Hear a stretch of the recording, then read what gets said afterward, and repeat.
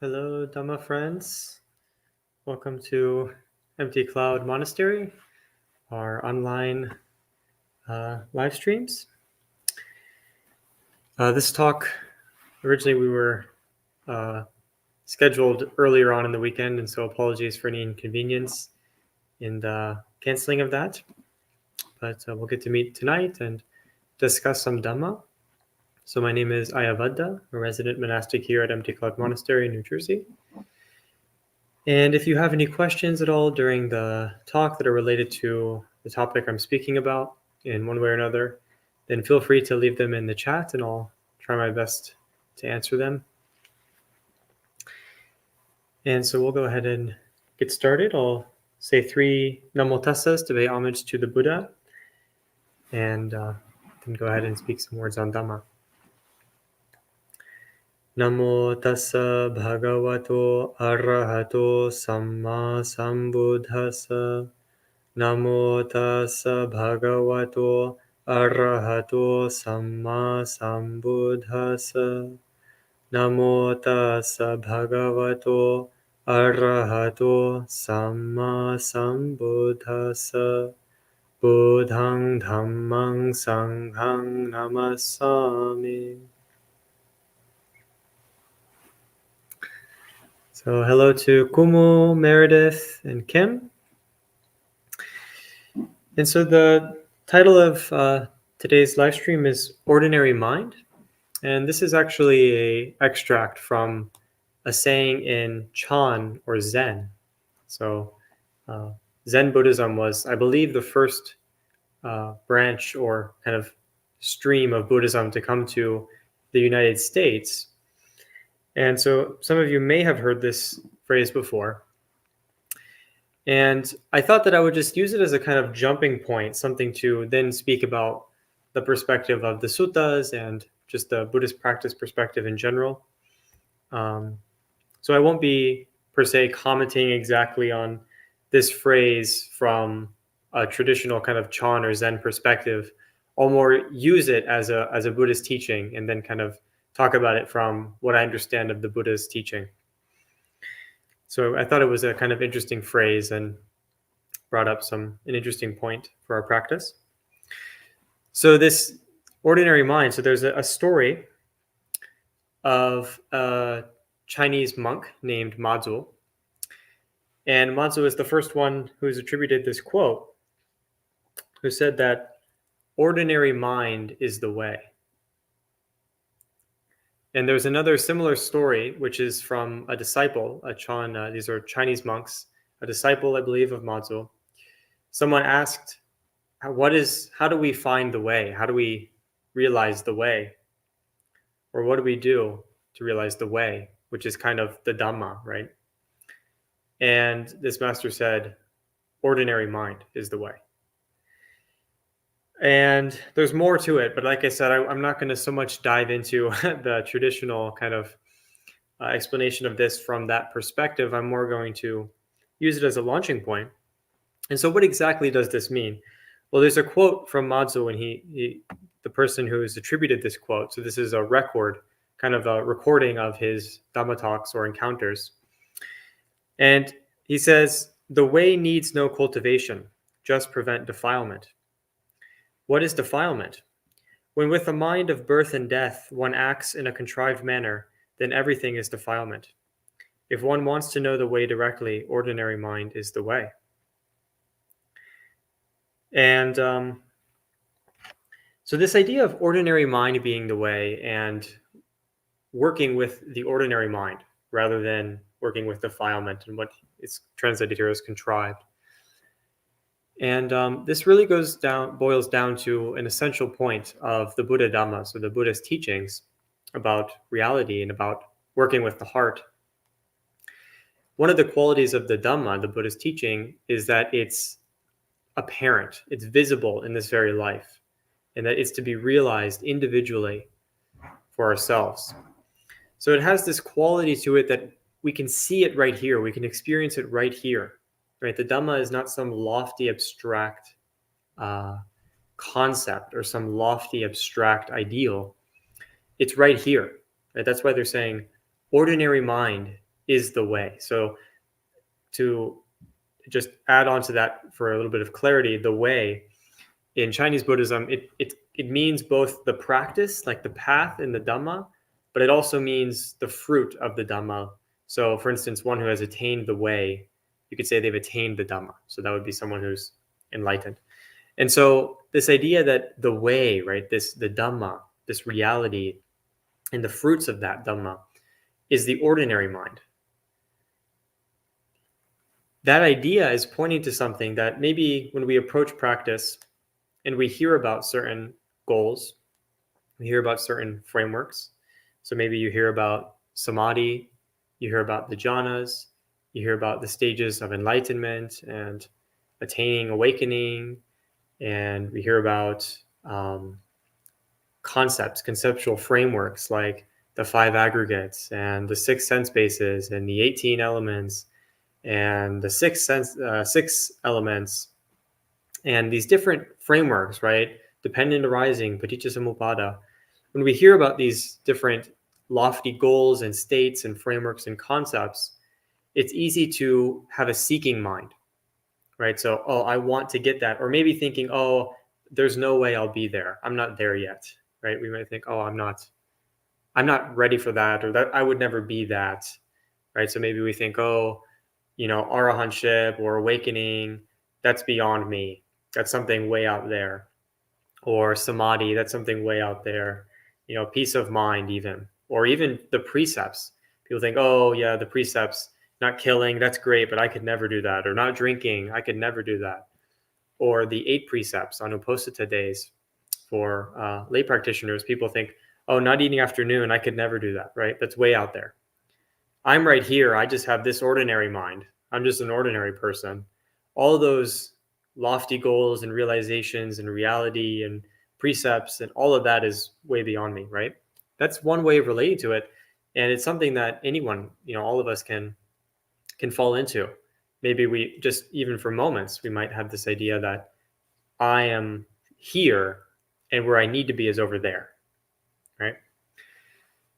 But this is saying ordinary mind is the way, right? And that doesn't mean that, we don't need to follow the precepts. We're perfect just how we are, right? And it's okay to get angry and break the precepts. And there's no point in developing samadhi, and there's no point in pushing ourselves. That's not what this should be saying, right? What this is saying is that the Dhamma is right here in our ordinary mind, right? Right? In the ordinary mind, just the normal mind. It's not contrived. It's not something lofty and out there. It's right here. It's to be individually experienced by the wise. So, paccatang vedita bo vinyohi. To be individually experienced by the wise. Sandiptiko means it's apparent in this very life. It's visible. Akaliko means that the Dhamma, the teaching, is timeless. So it doesn't, it's not like, oh, back then, or what, maybe in the future I could do it, but right now it's just not really possible. Maybe in the past it was easier, but here now in this time it's impossible. The Dhamma doesn't, it's not possible for us to realize it. That's not true. Different conditions can make things easier or harder, but the Dhamma is the Dhamma. It's not bound by time, right?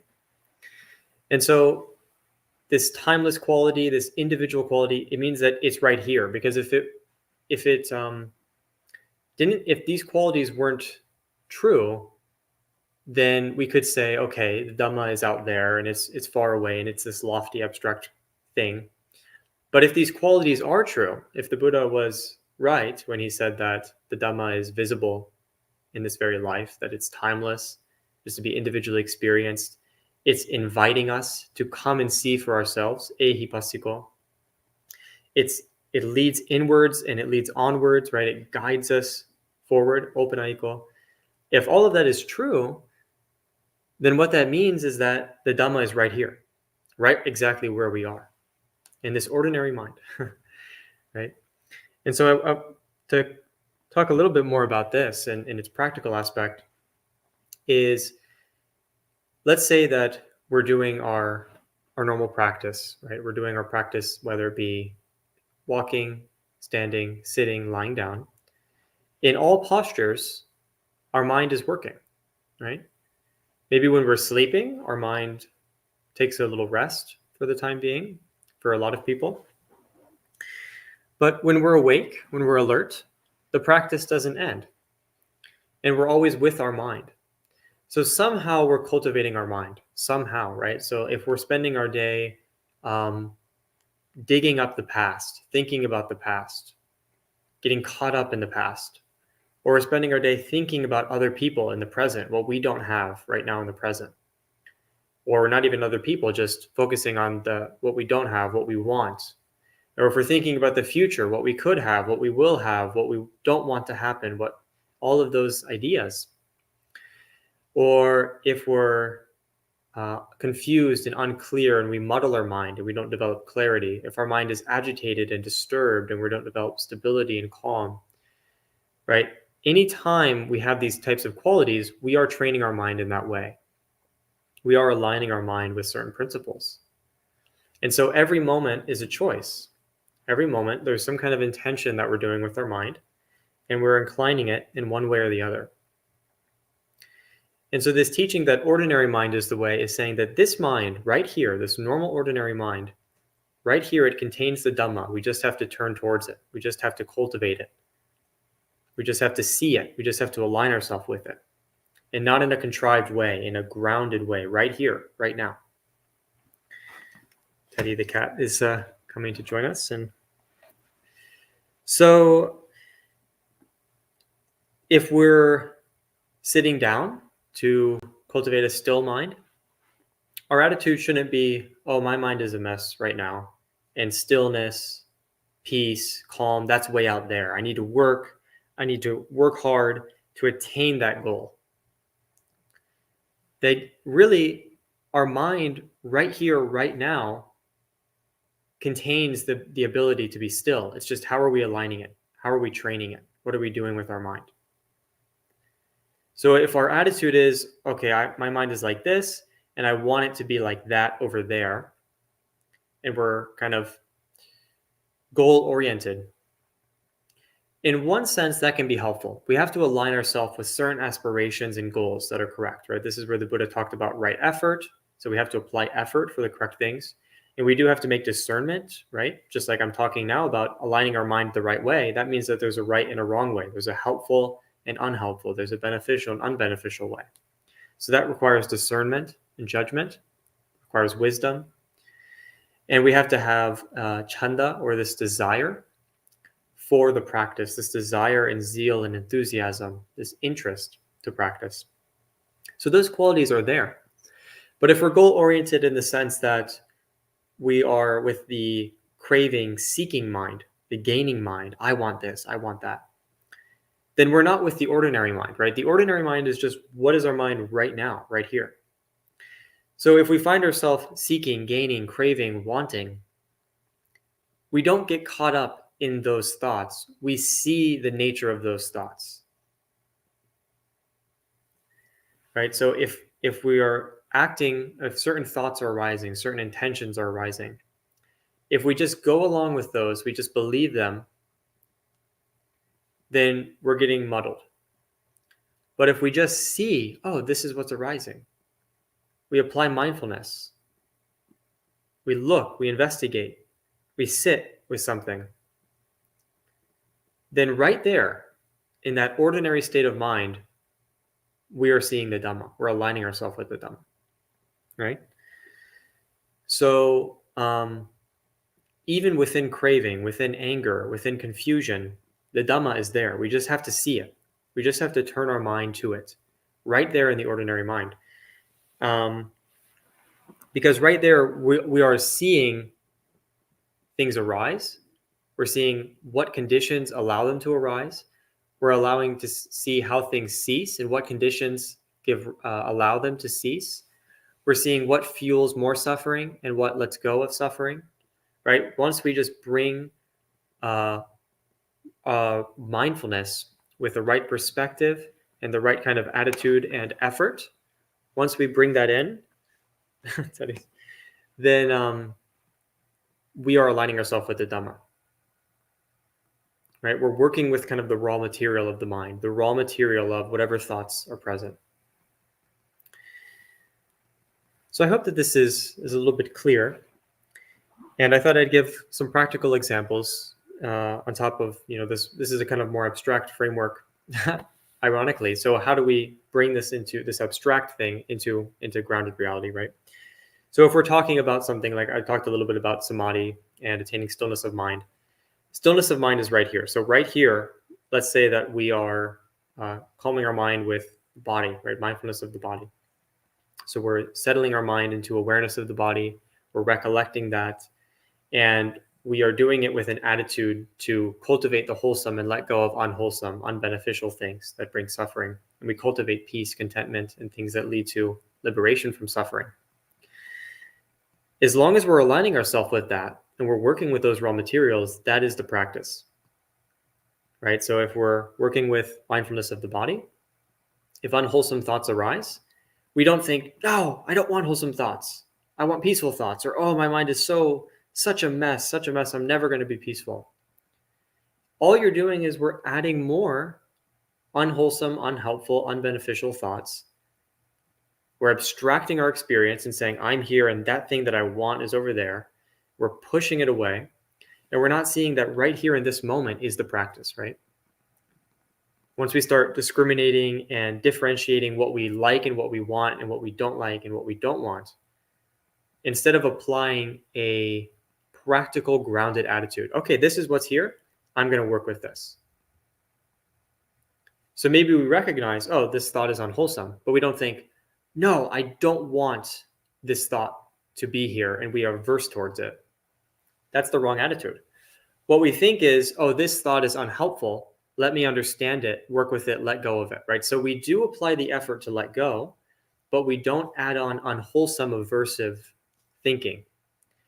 Or if something really good comes, if we have peace of mind, we don't add clinging and grasping and greed. So peace of mind comes. That's just what's arisen. That's the material that we need to work with. That's just our ordinary mind. The Dhamma is right there. We just have to understand it. We have to work with it. But if peace comes and we think, yes, this is exactly what I was waiting for, right? Then the peace goes away because we've added this agitation, excitement, craving, grasping, wanting, clinging, all of that has been added on. And so it's easier sometimes to see this with wholesome good things, right? When we start grasping onto wholesome states of mind, it's easy to see how that kind of destroys them. But we also want to understand that same principle applies to unwholesome states of mind. So if we're getting angry or we're getting greedy, and then we add on to that more unwholesome thinking because we don't want it to be that way, or we want it to, no, I wish this wasn't here, or we start feeling like, oh, I can't, this is stopping me from practicing. This anger, this stops me from practicing. This greed, oh, my mind is so confused, or this sleepiness, this is preventing me from practicing the Dhamma, the real Dhamma. That's the wrong attitude. The real Dhamma is right there, right? The real Dhamma is right within the defilement or the problem. And that's a little bit more kind of drawing out what this means by ordinary mind is the way. Because if we weren't working with anything, if there was nothing to work with, if everything was perfect, there would be no practice, right? The practice is working with what's arising, working with what's present, with the right perspective and the right attitude and effort. It's not fighting with what's present and wanting it to be otherwise, right? It's seeing what's present and working with it in the right way. And even amidst delusion. So the moment that we understand, say, anger, the moment that we clearly understand and see through it, we let go of it. And that's the magic of the Dhamma. Once we understand that anger is suffering, and I'm using anger just as an example of an unwholesome mind state. It could be any mind state. But anger is something that most of us can really clearly recognize, no matter what kind of level we're at, that it's unwholesome. If anger arises, we understand, oh, this is unhelpful. This is suffering. This causes suffering, causes distress within me. So we see the first noble truth. And then we see, okay, what is this anger? How is it arising? What am I contributing to it? What's behind it? And we understand the arising of that suffering. And once we understand how that arising is coming about, we realize that we can let go of that. And we realize, what is the cessation? And that whole process of bringing that awareness, applying the right perspective, the right effort, or the right mindfulness, that is the Noble Eightfold Path. That is the Fourth Noble Truth, right? So applying this to our experience is the path. That's what the Noble Eightfold Path is describing. And the result is the path factors come to fulfillment. So with this right attitude, to go back to the example of samadhi and developing stillness, then applying this attitude towards our experience culminates in samadhi. But notice that nowhere in this is, being averse and fighting our experience or wanting it to be elsewhere. No, it's just, this is the Dhamma right here, right in this ordinary mind. This is the Dhamma. We apply that attitude and work with it.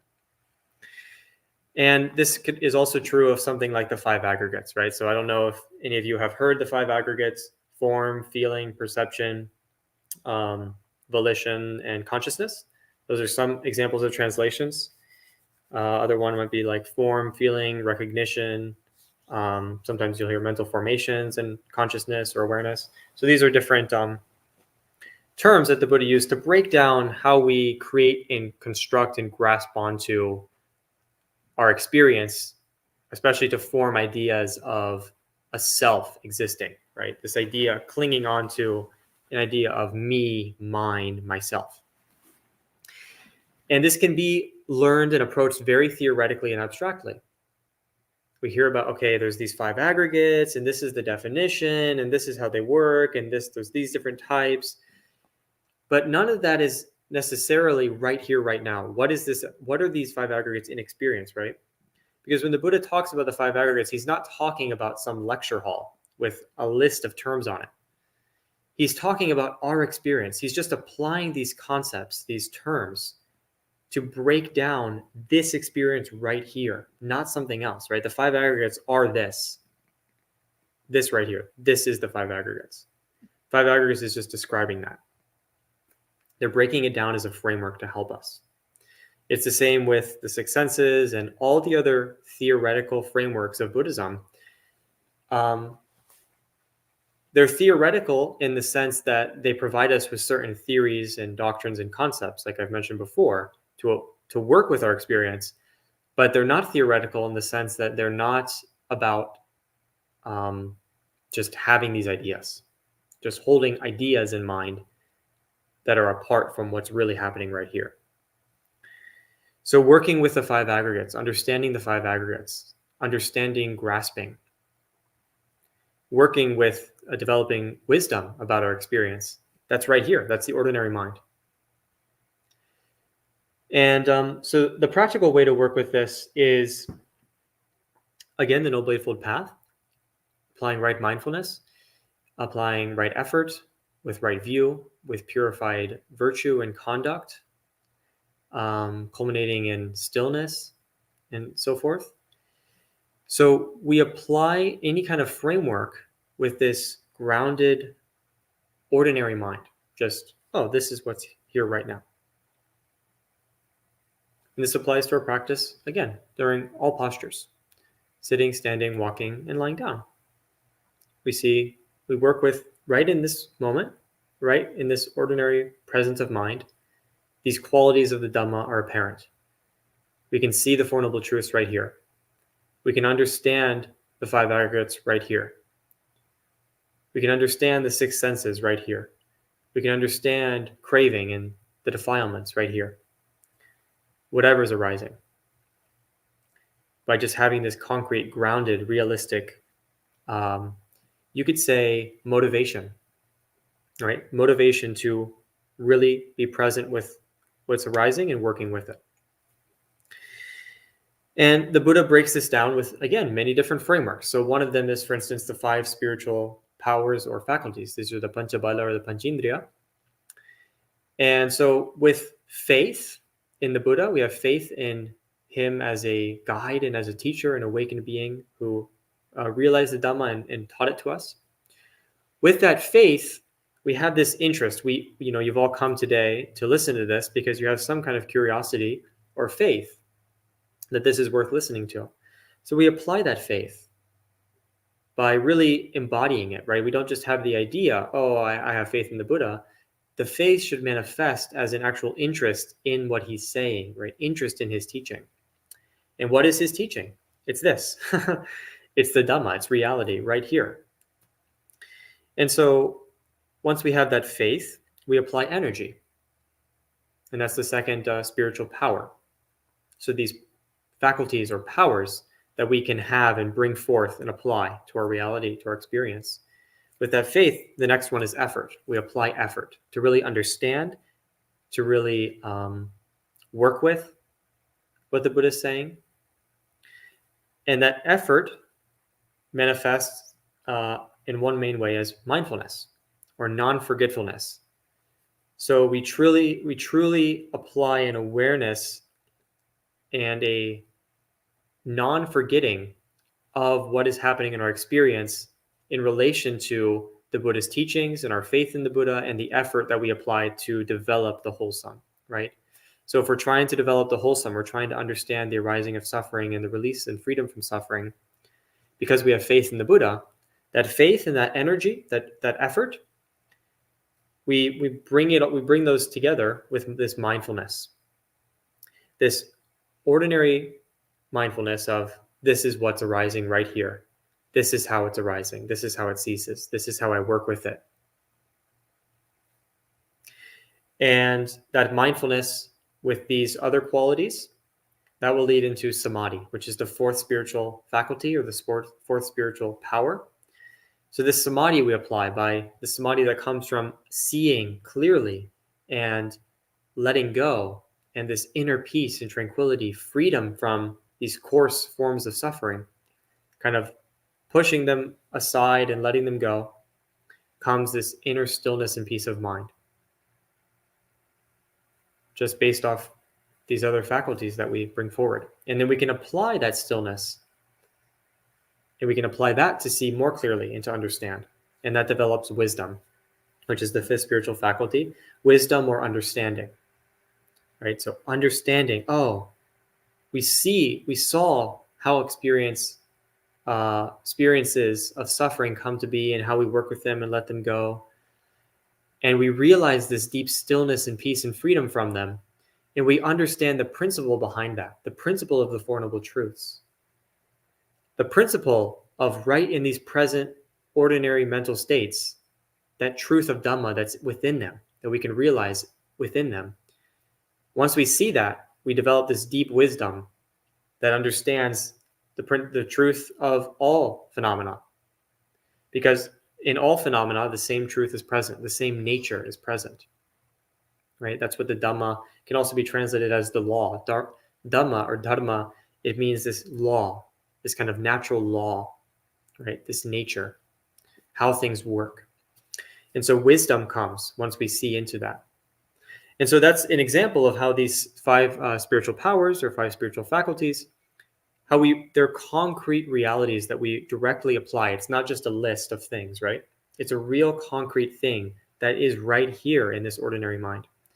And by applying that, we see these frameworks like the five aggregates right here in this ordinary mind. And by seeing that and developing that, we develop higher states like samadhi and the paths and fruitions of awakening right here, right now. And so the reason I emphasize this is because it's something that is directly applicable. We never have an excuse. We don't get off easy with practicing by thinking, oh, my mind is too messy, I can't practice. Our mind being messy, that's the perfect time to practice. Because right there, that's how we see, oh, what is this mess, right? Once we understand the mess, we let go of it. By understanding the mess, we're free of it. That's the principle of the Dhamma. And by understanding, once our mind is very peaceful, oh, my mind is so peaceful. I'm so happy about that. I'm so contented. I want it to stay like this. And then it starts devolving into clinging. No, we understand not by holding on to the peace, but by using that peace to understand, oh, what is this peace? What is this peace that's arising? How does it arise? How does it go deeper? This investigation, this stillness, this perspective of always being able to work with these raw materials of the mind. That attitude is something that we can apply all the time to really work with the heart, to really still the heart, to really develop clarity within the heart, to really see the Dhamma, and to realize these principles of the Dhamma that I mentioned, right? Sandiptiko, akaliko, ehipasiko, opanayiko, pachatang veditabbo vinyohiti. Present, visible in this very life, timeless, inviting us to come and see for ourselves, leading onwards or leading inwards, and to be realized individually by the wise. So I hope that this reflection on the ordinary mind and on working with the ordinary mind to understand the Buddhist frameworks, working with thoughts, is helpful. And I'll close before we turn to questions with a couple examples from the suttas for your further reading, your further investigation, and some examples of the Buddha doing this. So if you want to learn more about working with mind states, working with the mind, this particular discussion isn't a sutta study, but I really recommend the Majjhima Nikaya number 19, which, if I'm not mistaken, is the Dvaita Vitakka Sutta. That's two types of thought. And Majjhima Nikaya 20, which is the Vitakka Santana Sutta, or stilling thought. And I might have mixed up the titles, but that's Majjhima Nikaya 19 and Majjhima Nikaya 20. And I'll write this here just so we can see it. You can find that on Sutta Central or in Bhikkhu Bodhi's translations. And in these discourses, the Buddha talks about how he looked at his thinking process and he saw sometimes thoughts of sensuality would arise, sometimes thoughts of renunciation would arise, sometimes a thought of ill will or aversion would arise, sometimes thoughts of kindness and friendliness would arise, sometimes thoughts of harming and cruelty might arise, and sometimes thoughts of compassion would arise. So this was before the Buddha became the Buddha, before he attained full awakening, and he was practicing intent on this awakening. He realized that his mind had these thoughts, right? So this also is a teaching on the ordinary mind being the way, right? In the Buddha's lifetime, the very lifetime that he attained Buddhahood, he was working with unwholesome thoughts. And by working with those unwholesome thoughts, he attained liberation. Not by saying, oh, these unwholesome thoughts are stopping me, right? By actually understanding them. So what he did was he saw, okay, these thoughts lead to harm. They lead to harm for myself. They lead to harm to others. They don't conduce to these peaceful qualities and this liberation that I'm looking for. He saw that, and he divided those thoughts into one category. And he saw the thoughts that were not leading to harm, that were leading to benefit and leading him onwards. And he divided those into another category. So this, you can see how there is this discernment, but it's not a discernment that pushes away. It's a discernment that's fully embracing and open to working with the heart by applying right effort and mindfulness to it with the right kind of view. So the view here is seeing the unwholesome from the wholesome. The effort is the willingness and diligence to work with that and to cultivate the wholesome and let go of the unwholesome. The mindfulness is the clear comprehension, awareness, and recollection of these principles, holding these frameworks in mind in a concrete way in order to be aware of what's happening and within the right framework and have that kind of stillness of mind. And this comes together. And by working with these thoughts, the Buddha to be, so the Bodhisattva he's called, he was able to reflect on the drawbacks of unwholesome thoughts and naturally let them go by understanding them. Oh, this leads to suffering. And he was able to cultivate the wholesome thoughts, the wholesome mind states. Oh, this is leading to peace. And then eventually he started to realize how even more subtle processes of thought can be let go of to have deeper mental stillness. And then understanding that principle of letting go and stillness, he was able to attain realization. So every step of the way, he worked with what was arising. He applied his discernment and mindfulness and effort in an ordinary way, a grounded way, to create frameworks that were helpful to him and to work with that material one step at a time, all the way until he understood the ultimate principle of letting go and of the Dhamma for full awakening. And in the other discourse, he talks about how he learned how we can work with and still thought. So he gives a little bit more detail about that. And there's many discussions of this on this channel and by other Buddhist teachers, monastics. And so I recommend you read those discourses and reflect on them and apply those principles to your daily practice, right? Apply this principle of what is arising right here, right now in all postures, working with it, right? Seeing the Dhamma within it. So sometimes the image is the lotus in the mud. We see how within the mud, out from the mud comes this beautiful lotus flower. But the lotus, if there was no mud, there would be no lotus, right? So if there's no dirt, there won't come beautiful flowers. The dirt is necessary.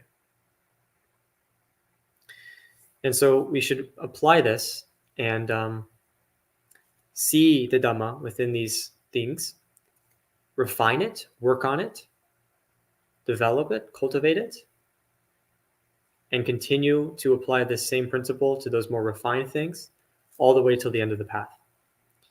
So this works from the basics of letting go of stinginess and developing generosity and working with those actions and mind states through to the precepts, through to cultivating the mind and samadhi and into wisdom.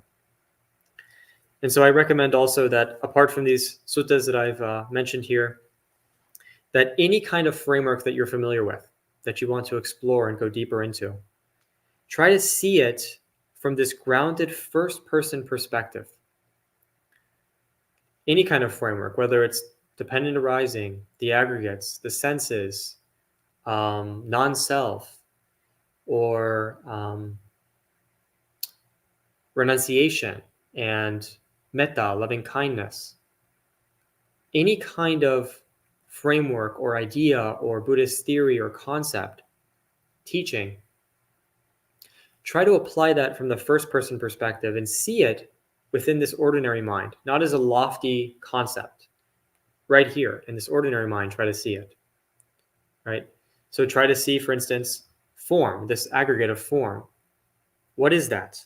What is the Buddha talking about right here? How does that relate to my suffering? Feeling, perception, right? Really investigating it from the perspective of the Four Noble Truths in the Eightfold Path. Dependent origination. The 5 spiritual faculties and powers that I mentioned. Okay, what are those actual powers and faculties in practice? What do those look like? What do those feel like? How do those develop? Do I have those? Looking into ourself, right? Applying that kind of first-person perspective to the Buddhist teachings, I would call authenticity. It means being authentic. This whole principle of ordinary mind, it's being authentic. It's not hiding ourselves behind or within concepts or excusing ourselves and excusing the lack of practice and diligence by saying that we aren't there yet.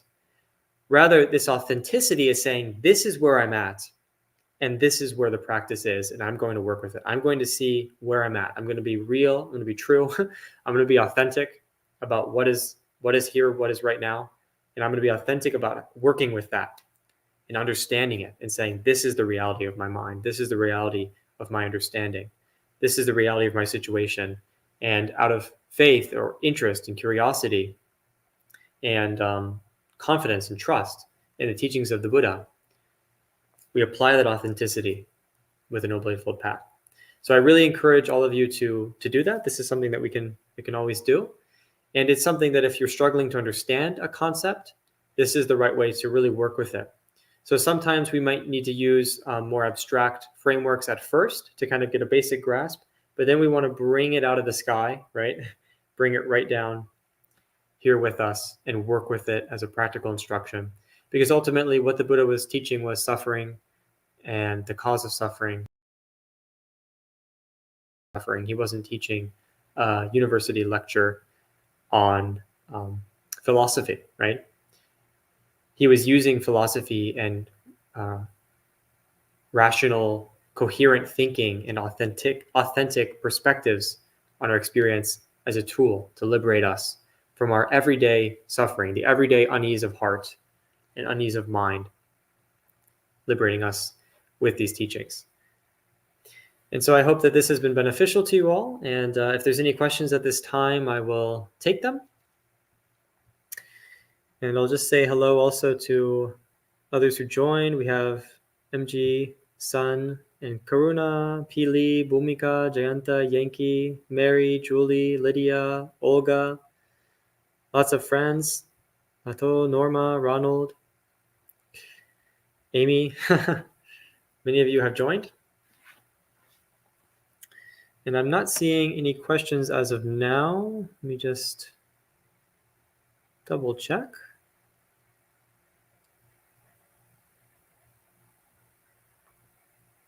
No, nothing there. And so if there's nothing, that may be it for tonight. We may, maybe all of you are ready to apply this, or it wasn't ordinary mind enough. It wasn't ordinary enough to be applicable. So I'll just wait just a little bit and see if anything pops up. And if not, we'll go ahead and close for the night. And hello to Andres and sadhus from Ian and Kumo.